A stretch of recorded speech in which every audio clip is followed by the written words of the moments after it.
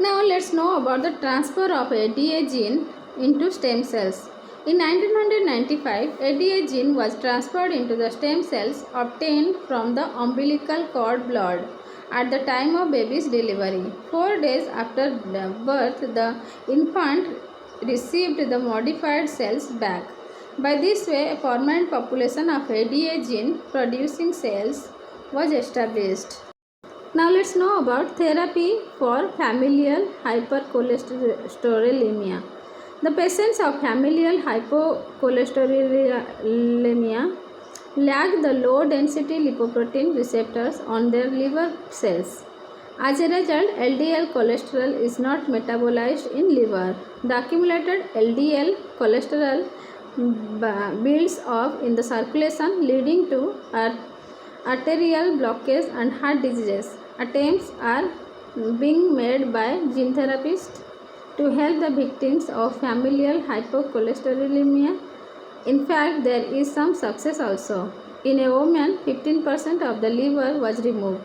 The hepatocytes were transduced with retroviruses carrying genes for LDL receptors. These genetically modified hepatocytes were infused into the patient's liver.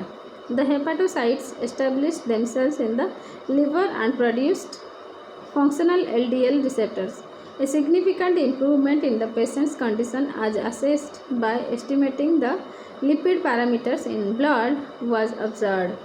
Further, there were no antibodies produced against the LDL receptor molecules, clearly showing that the genetically modified liver cells were accepted.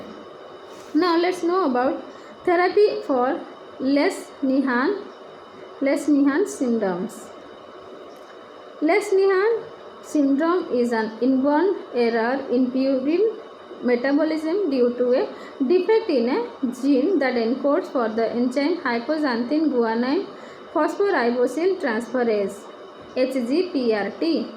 In the absence of HGPRT, the purine metabolism is disturbed and uric acid level builds up, resulting in severe gut and kidney damage. The victims of Lesch-Nyhan syndrome exhibit symptoms of mental retardation besides an urge to bite lips and fingers, causing self-mutilation. By using retroviral vector system, HGPRT producing genes were successfully inserted into cultured human bone marrow cells. The major problem in humans is the involvement of brain. Experiments conducted in animals are encouraging. However, it is doubtful whether good success can be achieved by gene therapy for Lesch-Nyhan syndrome in humans in the near future. Now let's know about therapy for hemophilia. Therapy for hemophilia. Hemophilia is a genetic disease due to lack of a gene that encodes for clotting factor IX. It is characterized by excessive bleeding. By using a retroviral vector system, genes for the synthesis of factor IX were inserted into the liver cells of dogs. These dogs no longer displayed the symptoms of hemophilia. Now let's know about ex vivo gene therapy with non-autological cells. The ex vivo gene therapy described till now on the transplantation of genetically modified cells for the production of desired proteins. However, there are several limitations in using the patient's own cells for gene therapy. These include lack of enough cells from target tissues, defective uptake of genes, and their inadequate expression. To overcome these problems, attempts are on to develop methods to use non-autologous cells. Tissue-specific cells capable of growing in culture are selected. These include fibroblasts from skin, hepatocytes from liver, myoblasts from muscle, and astrocytes from brain. These cells are cultured and genetically modified with a therapeutic gene. They are then encapsulated in artificial brain composed of a synthetic polymer. The polymeric brains are non-immunogenic, therefore the patient can accept non-autologous encapsulated cells. Further, being semi-permeable in nature, these membranes allow the nutrients to enter in and the encoded protein to pass out. Experiments conducted in animals have shown some encouraging results for using non-autologous cells in gene therapy. The encapsulated cells were found to proliferate and produce the required protein. However, the success has been very limited in human trials. Let's know about in vivo gene therapy. Second is first one was ex vivo gene therapy. Second is in vivo gene therapy. Okay. So let's know about the in vivo gene therapy. The direct delivery of the therapeutic gene, that is DNA, into the target cells of a particular tissue of a patient constitute in vivo gene therapy. Many tissues are the potential candidates for this approach. These include liver, muscle, skin, spleen, lung, brain and blood cells. Gene delivery can be carried out by viral or non-viral vector systems. The success of in vivo gene therapy mostly depends on some parameters. Let's know about the parameters. The efficiency of the uptake of the remedial gene by the target cells. Second point is intracellular degradation of the gene and its uptake by nucleus. Third point is the expression capability of the gene. The in vivo gene therapy with special reference to gene delivery systems with suitable examples we will discuss. Now let's know about gene delivery by viruses. First is gene delivery by viruses. Many viral vector systems have been developed for gene therapy, gene delivery. These include retroviruses, adenoviruses, adeno-associated viruses and herpes simplex viruses. Let's know about first is retrovirus vector system. Defective retrovirus vectors that are harmless and are being used a plasmid in association with a retrovirus, a therapeutic gene and a promoter is referred to as a plasmavirus. The plasmavirus is capable of carrying a DNA of size less than 3.4 kilobase per kbp. Replication defective virus particles can be produced from the plasmavirus. As such, for the delivery of genes by retroviral vectors, the target cells must be in a dividing stage, but majority of the body cells are quiescent. In recent years, viral vectors have been engineered to infect non-dividing cells. Further attempts are on to include a DNA in the retroviral vectors that encodes for cell receptor protein. If this is successfully achieved, the retroviral vector will specifically infect the target tissues. Now let's know about adenoviral vector system. Adenovirus with a DNA genome are considered to be good vectors for gene delivery because they can infect most of the non-dividing human cells. A common cold adenovirus is a frequently used vector. As the target cells are infected with a recombinant adenovirus, the therapeutic gene DNA enters the nucleus and expresses itself. However, this DNA does not integrate into the host genome. Consequently, adenoviral-based gene therapy required periodic administration of recombinant viruses. The efficiency of gene delivery by adenoviruses can be enhanced by developing a virus that can specifically infect target cells. This is possible by incorporating a DNA encoding a cell receptor protein. Now let's know about adeno-associated virus vector system. Adeno-associated virus is a human virus that can integrate into chromosome 19. It is a single-stranded, non-pathogenic small DNA virus that is 4.7 kilobase per year. As the adeno-associated virus enters the host cell, the DNA becomes double-stranded, gets integrated into chromosome and expresses. Adeno-associated viruses can serve as good vectors for the delivery of therapeutic genes. Recombinant viruses are created by using two plasmids and an adenovirus by a special technique. Some attempts were made to use therapeutic genes for the treatment of the human diseases hemophilia and cystic fibrosis by employing adeno-associated viruses. Therapy for cystic fibrosis. Let's know about the therapy for cystic fibrosis.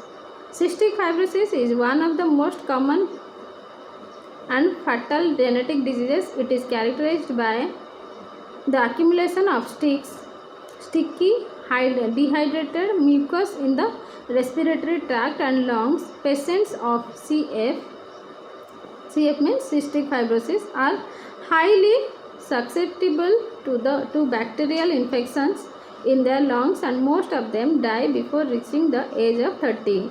Cystic fibrosis can be traced in European folklore.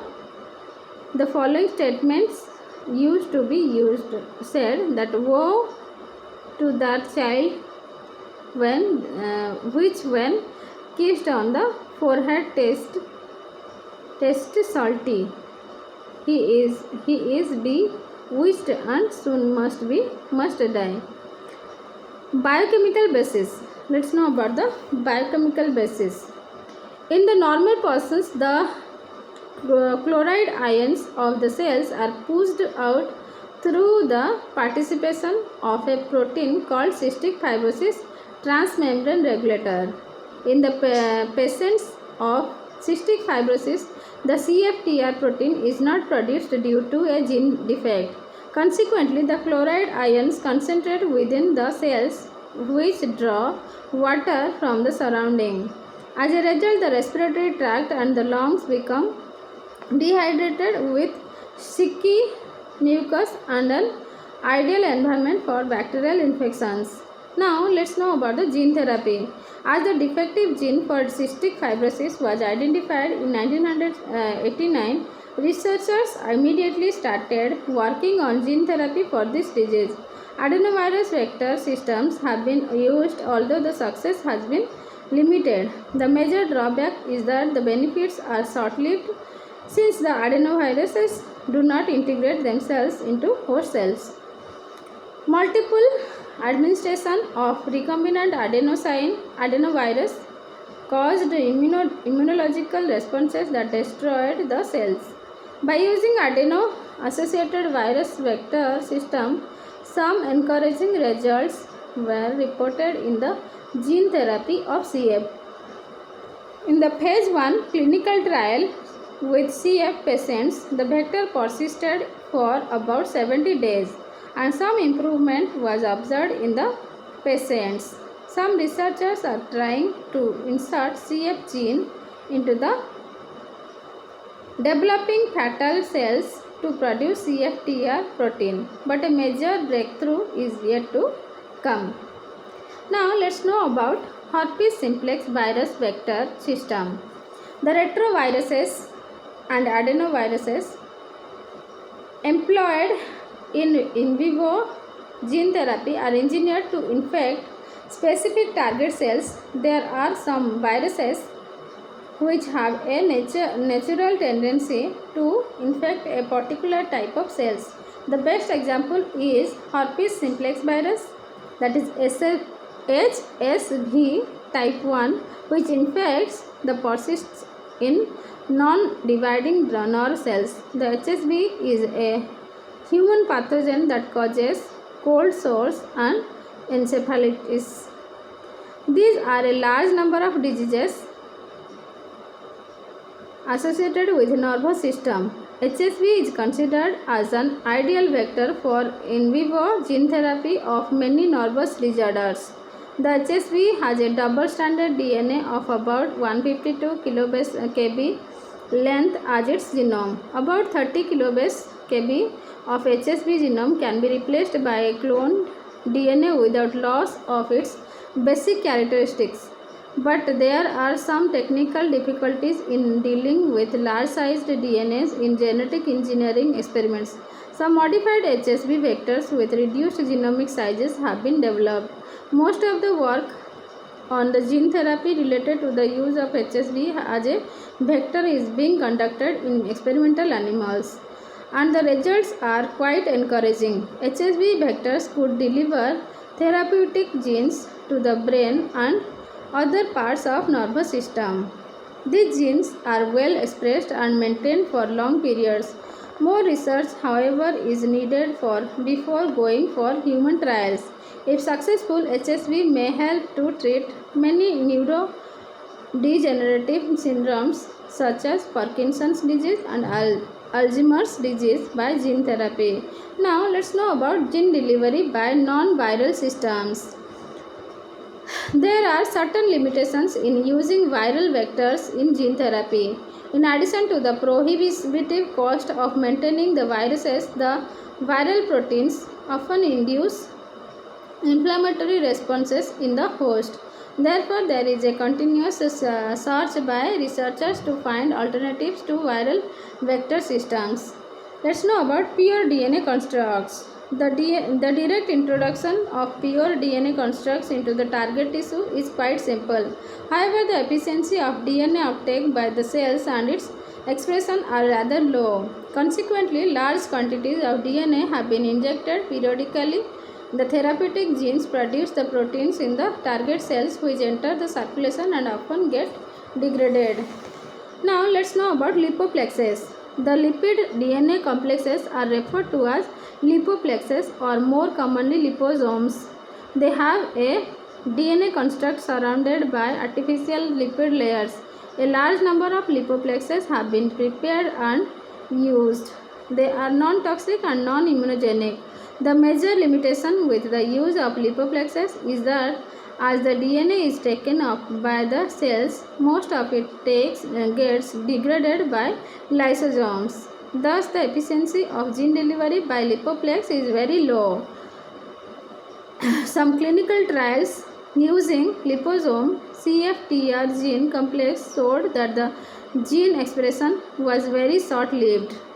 Let's know about DNA molecular conjugates. The use of DNA molecular conjugates avoids the lysosomal breakdown of DNA. Another advantage of using conjugates is that large-sized therapeutic DNAs can be delivered to the target tissues. The most commonly used synthetic conjugate is poly-L-lysine bound to a specific target cell receptor. The therapeutic DNA is then made to combine with the conjugate to form a complex. This DNA molecular conjugate binds to a specific cell receptor on the target cells. It is engulfed by the cell membrane to form an endosome which protects the DNA from being degraded. The DNA released from the endosome enters the nucleus where the therapeutic gene is expressed. Now let's know about human artificial chromosome. Human artificial chromosome, in short HAC, which can carry a large DNA, is a good and ideal vector. Studies conducted in cell cultures using HAC are encouraging, but the major problem is the delivery of the large-sized chromosome into the target cells. Researchers are working to produce cells containing genetically engineered HAC. There exists a possibility of implanting these cells in the target tissue, but a long way to go. Efficiency of gene delivery by non-viral vectors. Although the efforts are continuously on to find suitable non-viral vectors for gene delivery, the success has been very limited. This is mainly due to due to two reasons. First is the efficiency of transfection is very low, and second reason is the expression of the therapeutic gene is for a very short period. Consequently, there is no effective treatment of the disease. Now let's know about the gene therapy strategy for cancer. Cancer is the leading cause of death throughout the world.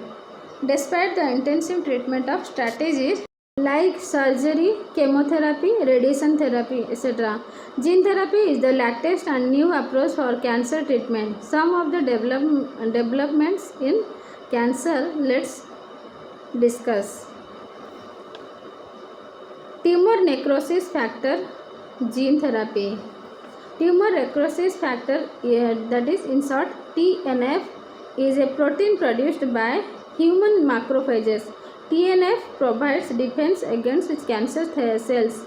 This is brought out by enhancing the cancer fighting ability of tumor infiltrating lymphocytes, TILS, a special type of immune cells.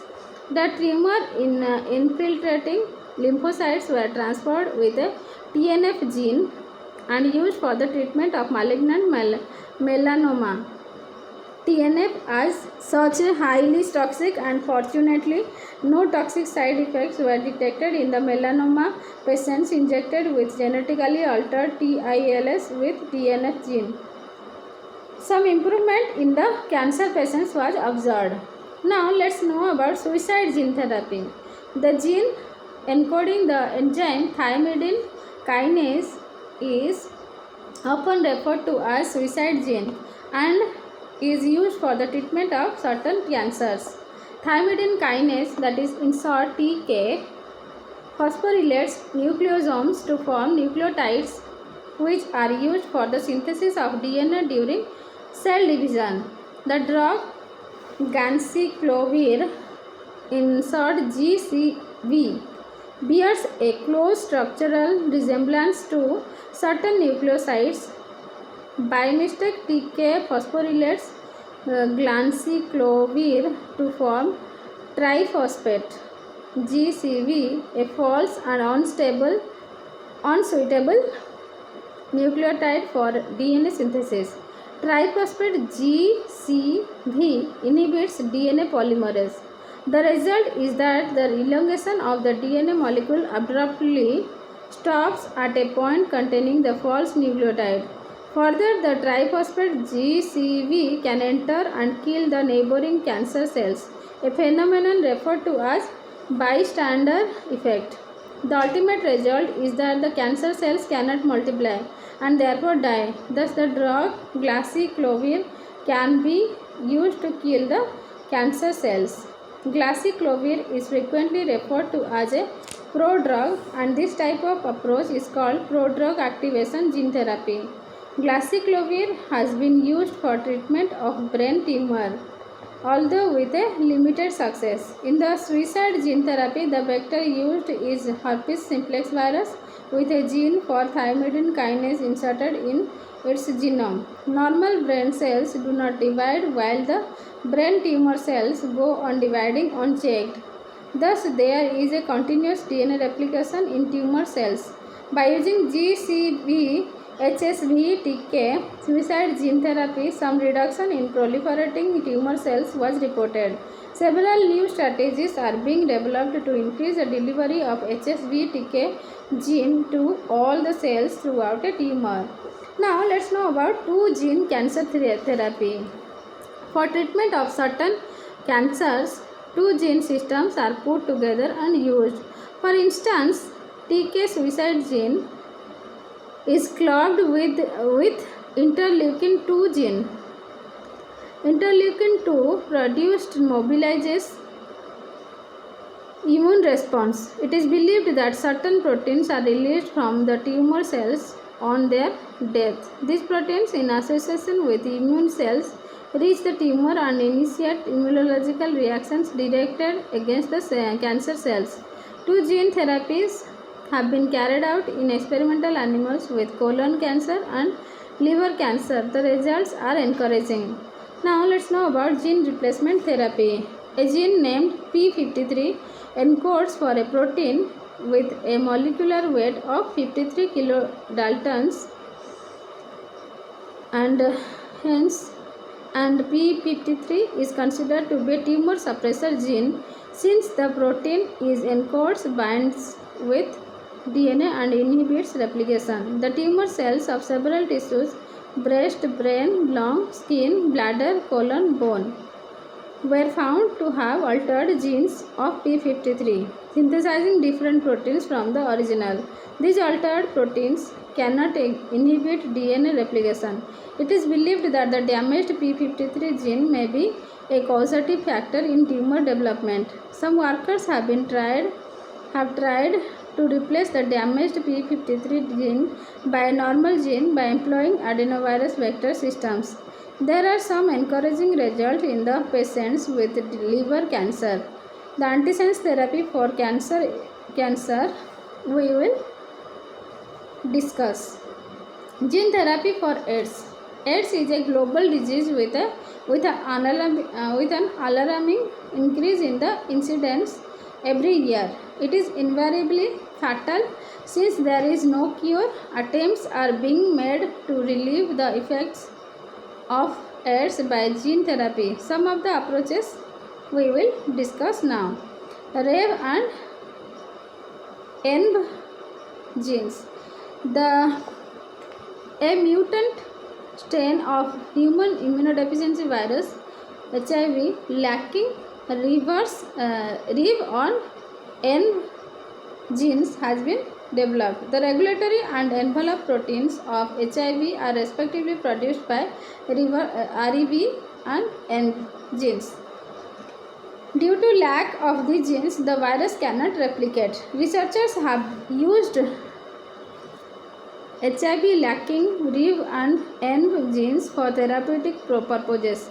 T lymphocytes from HIV infected patients are removed and mutant viruses are inserted into them. The modified T lymphocytes are cultivated and injected into the patients. Due to lack of essential genes, the viruses cannot multiply, but they can stimulate the production of CD8, that is cluster determinant antigen 8 cells of T lymphocytes. CD8 cells are the killer lymphocytes. It is proved in the laboratory studies that these lymphocytes destroy the HIV infected cells. Let's know about genes of HIV proteins. Some genes synthesizing HIV proteins are attached to DNA of mouse viruses. These genetically modified viruses are injected to AIDS patients with clinical manifestations of the disease. It is believed that the HIV genes stimulate normal body cells to produce HIV proteins. The latter in turn stimulate the production of anti-HIV antibodies which prevent the HIV replication in AIDS patients. Gene to inactivate GP120. GP120 is a glycoprotein with molecular weight 120 kilodaltons present in the envelope of HIV. It is absolutely essential for binding of viruses to the host cells and to bring replication. Researchers have synthesized a gene to produce an antibody that can inactivate GP120. In the anti-AIDS therapy, HIV infected cells are engineered to produce anti-HIV antibodies when injected into the organism. Now let's know about anti-gene and antisense therapy. In general, gene therapy is carried out by introducing a therapeutic gene to produce the defective or the lacking protein. But there are certain disorders which result in an overproduction of certain normal proteins. It is possible to treat these diseases by blocking transcription using a single standard nucleotide sequence that hybridizes with the specific gene, and this is called antigen therapy. Antisense therapy refers to the inhibition of translation by using a single standard nucleotide. Further, it is also possible to inhibit both transcription and translation by blocking the transcription factor responsible for the specific gene expression. Nucleic acid therapy refers to the use of DNA or RNA molecules for therapeutic purposes as we discussed. The naturally occurring sequences of DNA and RNA or the synthetic ones can be employed in nucleic acid therapy. Theoretically, there is a vast potential for use of nucleic acids as therapeutic agents, but most of the work that is being carried out relates to the use of RNA in antisense therapy. Some of these we will discuss now. Some authors use antisense therapy in a broad sense to reflect antigen therapy as well as antisense therapy we will discuss. Now let's know about antisense therapy for cancer. Oncogenes are the genes responsible for the causation of cancer. The dominantly acting oncogenes can be targeted in antisense technology by using antisense transgenes or oligonucleotides. Antisense oligonucleotides are used for the treatment of myeloid leukemia in early 1991. Antisense RNA molecules are more frequently used in cancer therapy. This approach is effective only if the antisense oligonucleotide specifically binds to the target mRNA and blocks protein biosynthesis.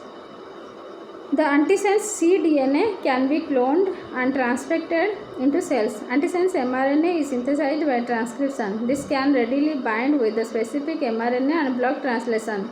The mRNA is actually formed by a gene containing exon and introns through transcription, followed by processing. The other way to block translation is to directly introduce antisense RNA into the cells. This hybridizes with target mRNA and blocks translation. The antisense mRNA therapy was tried for the treatment of a brain tumor, namely malignant glioma, and the cancer of prostate gland. In case malignant glioma, the protein insulin-like growth factor 1 IGF-1 is overproduced, while in prostate cancer, insulin-like growth factor 1 receptor proteins is more synthesized. For both these cancers, the respective antisense cDNAs can be used to synthesize antisense mRNA molecule. These in turn are used to block translation. Antisense therapy for AIDS. Attempts are also being made to prevent HIV infection through antisense therapy. The target cells for HIV infection are genetically engineered to contain a gene that can express a complementary copy of HIV genome. This gene produces antisense RNA. When the cells containing antisense RNA are infected by HIV, it binds to viral RNA, forming a double-stranded RNA-RNA hybrid molecules. This double-stranded molecule cannot be used by the enzyme reverse transcriptase. Consequently, a DNA copy of the HIV genome cannot be made and incorporated into the genome. Antisense oligonucleotides as therapeutic agents. Let's know about the antisense oligonucleotides as therapeutic agents. It is found that oligodeoxynucleotides can hybridize with specific mRNA and block translation with an ultimate effect of reducing the specific protein. Oligonucleotides can hybridize with different types of RNA, transcripts, mRNAs, intron, exons, double-stranded RNA. The major limitation of using naturally occurring oligonucleotides is that they are degraded by intracellular nucleases. Certain modifications in the nucleotides without affecting their hybridization ability have been prepared. However, these modified oligonucleotides are resistant to degradation by nucleases. The most widely used antisense oligonucleotide has a sulfur group in place of the free oxygen in phosphodiester bond. The modified bond is referred to as Rothiote linkage. These phosphorothiote antisense oligonucleotides are resistant to degradation by nucleases besides being water soluble. Some other modifications of oligonucleotides are with phosphoramide linkase and 2,0-methyl ribose. The modified antisense oligonucleotides are in fact used as therapeutic agents in the clinical trial for the treatment of certain cancers, bowel diseases, AIDS, malaria, and viral infections. The free oligonucleotides do not readily enter the cells. Therefore, they are encapsulated in liposomes for efficient delivery to inhibit the mRNA translation. Now, let's know about possible inhibition of smooth muscle cell proliferation. Proliferation of smooth muscle cells has been implicated in hypertension, failure of coronary bypass grafts, hypertension, and atherosclerosis. There exists a possibility of controlling smooth muscle cell proliferation by using antisense therapy. Now let's know about chimeric oligonucleotides in gene correction. Many genetic diseases are due to single base pair mutations. A strategy has been devised to correct such defects by using a chimeric oligonucleotides composed of RNA-DNA oligonucleotide with 68 units. This chimeric oligonucleotide has hairpin caps and methylated ribose sugar. The hairpin caps protect the molecule from the degradation by exonucleases, while methylated ribose prevents digestion by RNAs. The correction of a single base pair mutation by using a chimeric oligonucleotide is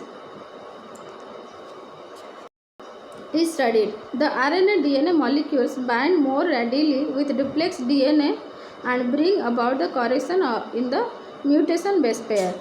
Let's know about aptamers as therapeutic agents. A special type of oligonucleotides that can specifically bind to target proteins and not to nucleic acids are referred to as aptamers. Aptamers are useful as therapeutic agents. For instance, an aptamer that can bind to thrombin inhibits blood clotting. Such oligonucleotides can be used in surgical procedures. Ribozymes as therapeutic agents. Let's know about the ribozymes as therapeutic agents. RNA molecules that can serve as enzymes are referred to as ribozymes. The naturally occurring ribozymes are to be modified so that they can specifically hybridize with mRNA sequences and block protein biosynthesis.